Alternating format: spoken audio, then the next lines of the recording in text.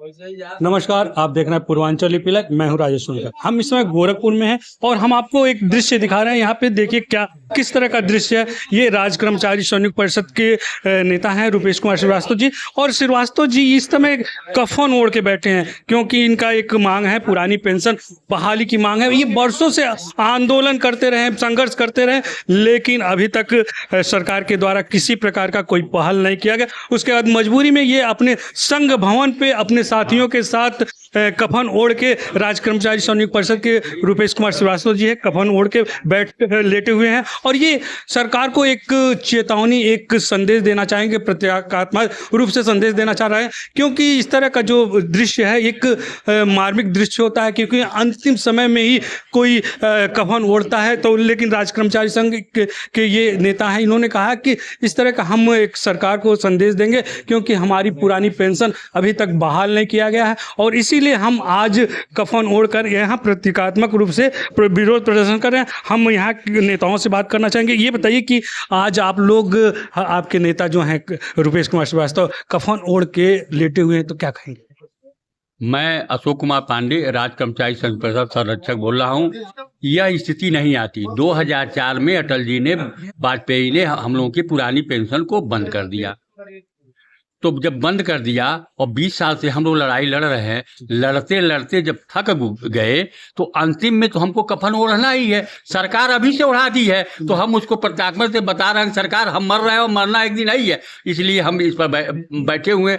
पत्रकार जी, आप सबसे प्रश्न पूछते हैं, मैं आपसे प्रश्न पूछ रहा हूँ कि अगर विधायक मर जाता है तो उसका क्षेत्र का चुनाव तत्काल करा दिया जाता है और हमारे वहाँ रिक्त पद पड़े रहते हैं, वर्षों तक उसको नहीं फिलअप किया जाता है। क्यों भाई? विधायक एक दिन के लिए बनता है तो उसको जो है पेंशन आजीवन दिया जाता है। हम 60 साल राष्ट्र की सेवा करते हैं, देश की सेवा करते हैं, जवानी को खपा देते हैं, लेकिन हमारे पेंशन पक्के। और ये नई बात नहीं है। मुगल साम्राज्य में, अंग्रेजों के समय में और कांग्रेस के समय में हमको पुरानी पेंशन दी गई। ये संविधान का व्यवस्था है। ये सुप्रीम कोर्ट कहता है कि ये मेरा हक है और हक के लिए आज हमको लेटना पड़ा है। मैं आपको ये बताना चाहता हूं कि यह पेंशन तो अपनी जगह है। एक बुढ़ापे में, आप जानते हैं, जवानी में जिम्मेदारी, बुढ़ापे में बीमारी। आप आश्चर्य करेंगे कि जब हम सेवा करते हैं एनपीएस में तो हमको चिकित्सा दिया जाता है और जब हम रिटायर हो जाते हैं मेडिकल सुविधा तत्काल बंद कर दी जाती है। और इनका 70 साल के बाद आयुष्मान भारत, तो 10 साल तक कर्मचारी कैसे जिंदा रहेगा? और भारतवर्ष में जीने की आयु 68 साल है। तो मैं आपके माध्यम से योगी जी से और मोदी से निवेदन करना चाहता हूं कि गरीब के सताए 3 गए, दया धर्म और बंद, और न मानो तो देख लो रावण कौरव कंस। आप ये कर्मचारियों की आह लगेगी तो आपकी जो है कुर्सी हिल जाएगी। अटल जी की आह लगी, बंद किए, कोमा में चले गए। सुशील मोदी की आह लगी, कैंसर हुए, चले गए। तो कर्मचारियों की आह लग रही है, इनको दिखाई नहीं दे रहा है। इसलिए हम लोग आज यहाँ पर बैठे हुए हैं। और अगर सरकार हम लोग को तत्काल 2027 चुनाव के पहले पेंशन नहीं देती है तो इससे भयावह स्थिति सरकार को झेलनी पड़ेगी और कुर्सी से हटना पड़ेगा। जय हिंद, जय भारत, जय परिषद। सरकार ने ओल्ड पेंशन को बंद कर दिया तो उसके स्थान पे एनपीएस और यूपीएस लाई है। उसके बाद हम बात करना चाहेंगे कि यहाँ के लोगों से बात करना चाहेंगे। ये बताइए कि जब सरकार आपका ओल्ड पेंशन बंद किया तो यूपीएस एनपीएस लाई है, तो क्यों? यूपीएस एनपीएस ला करके केवल कर्मचारियों को झुंझुना पकड़ा दिए। यूपीएस एनपीएस में कुछ है ही नहीं। यही वजह है कि सेवा के बाद जब हम घर जा रहे हैं तो मरने के बराबर हो रहा है। तो आज हमारे अध्यक्ष जी ने निर्णय लिया कि जब हम 60 साल के बाद मरने को मजबूर कर दे रही है सरकार, तो हम उसके पहले ही कफन ओढ़ करके ये बता दें उनको कि ऐसी स्थिति मत करिए कि हमको कफन ओढ़ा करके घर भेजिए, हमारे पुरानी पेंशन के साथ हमको घर भेजिए। अगर ऐसा नहीं हुआ तो कर्मचारियों की आह से सरकार आपकी चलेगी नहीं। अटल बिहारी वाजपेयी जी ने 1 जनवरी 2004 को खत्म किया था। सरकार चली गई, कोमा में रहे। और एक चीज और बता दें, उसी पेंशन की बदौलत जो 7-8 साल उसके बाद जीवित रहे, उसी पेंशन की बदौलत उनकी दवा और व्यवस्था चलती रही। तो आज आप समझिए, हम बार बार यह कहते हैं कि मोदी जी और योगी जी में वो मादा है कि उलझे हुए मुद्दों को सुलझा देते हैं। तो कर्मचारियों की आह क्यों नहीं दिखाई दे रही है? कर्मचारियों को आह को समझिए और जागिए। जागिए, अगर नहीं जागेंगे तो सो जाना पड़ेगा आपको भी, फिर दोबारा सत्ता आपको नहीं मिलेगी। ये कर्मचारियों ने ठान लिया है। आज कफन ओढ़ने पर आपने विवश किया है, कल इससे बड़ा आंदोलन हम करने को मजबूर होंगे। आप एक युवा कर्मचारी हैं, क्या कहना चाहेंगे? सरकार उस रिश्तेदार की तरह हो गई है जो जीते जी जो है कभी सुध नहीं लेता है। तो आज कर्मचारियों को यह कफन ओढ़ना पड़ गया कि चलो मरते मरते ही तो आएंगे, लेकिन आएंगे तो सही। अब सरकार को देखना है कि इस दौर तक पहुंचा दिया कर्मचारियों को कि उसे कफन ओढ़ना पड़ गया है, अब तो सुध ले लो। कुछ बचा नहीं कर्मचारियों के पास सिवाय दुख पीड़ा के। अब तो कर्मचारियों ने ओढ़ लिया है कफन, ये सफेद कफन जो इंसान मरते हुए मरने के बाद ओढ़ता है, जीते जी ओढ़ चुका है। अब तो सुध ले लो, अब तो कुछ करो। देखिए, ये सभी कर्मचारी नेता कह रहे हैं कि अब तो सुध ले लो सरकार, क्योंकि अंतिम समय में ही कफन ओढ़ा जाता है। ये तो आप कुछ और लोगों से बात करना चाहेंगे, आप क्या कहेंगे? ऐसा हम ये कहना चाहेंगे कि सरकार जो पेंशन दे रही है, 624 रुपए पेंशन पाने वाला कर्मचारी क्या कर सकता है आप बताइए। मैं स्वयं एक सेवानिवृत्त कर्मचारी हूँ। 2708 रुपए हमें पेंशन मिलता है। 2708 रुपए में कोई अगर जी करके दिखा सकता है तो जी करके दिखा दे, वो अपना वो हमको दे दे, हम उसको अपना दे देते हैं। सीधी सीधी बात है। ये जितनी बातें हो रही हैं, कफन तो ऑलरेडी सरकार ने एनपीएस में ला के पहना दिया। कफन का तो ये दिखावा मात्र है जिससे कि आप देखो, आपकी आंख खुले। सचमुच में एनपीएस से जितने कर्मचारी रिटायर हुए हैं वे ऑलरेडी कफन ओढ़ चुके हैं। मैं आपका समक्ष हूँ, 2708 रुपए मेरी पेंशन है। आप बताइए भाई साहब, अपने आप बताइए, आप पत्रकार हैं, 2708 रुपए में आप क्या कर सकते हैं?